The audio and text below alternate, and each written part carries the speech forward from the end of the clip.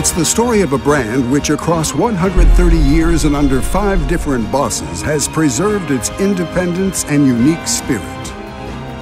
It's the story of a brand which, thanks to its instruments for professionals, accompanied the boom in sports, science, and industry, the entire adventure of modern times.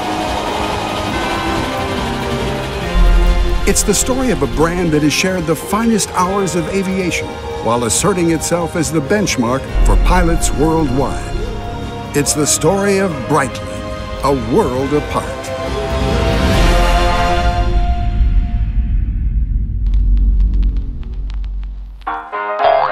It all began in 1884.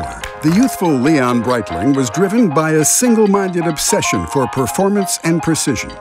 He chose to devote himself to a highly demanding field, that of chronographs and timers. Sports enthusiasts were won over, as were early automobile drivers. But Leon Breitling set his sights even higher. His stronghold was to be aviation, which was starting to take off around that time.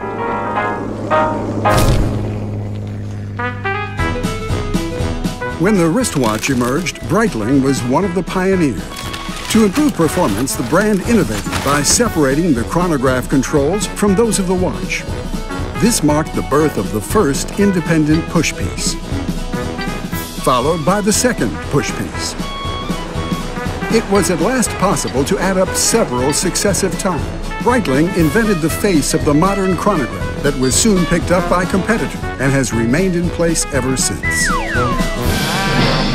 Meanwhile, the brand found its place in aircraft cockpits with its famous onboard chronographs that were to equip Royal Air Force fighter planes during World War II.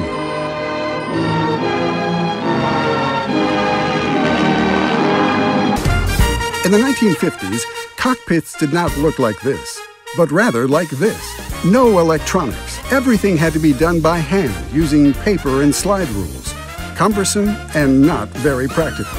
Breitling came up with an ingenious idea to create a built-in slide rule able to handle all operations relating to airborne navigation, an authentic wrist-worn instrument panel. The result was the famous Navitimer that would be worn by pilots everywhere. It became the first space-going wrist chronograph, worn by Scott Carpenter. Breitling's onboard chronographs equipped the major airline companies, and the brand thus became official supplier to world aviation. There was one more challenge left for Breitling, to create the self-winding chronograph. Mission accomplished, as Breitling asserted itself more strongly than ever as the chronograph specialist. In 1984, ultra-thin quartz watches were all the rage.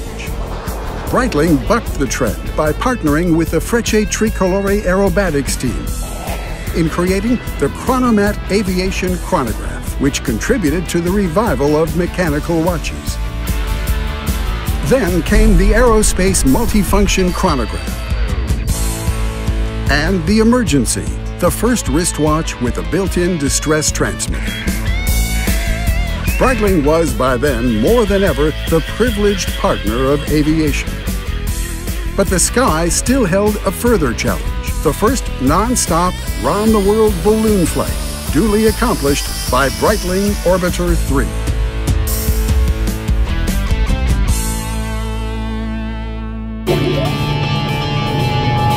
At the start of the third millennium, Breitling pursued its quest for performance and independence.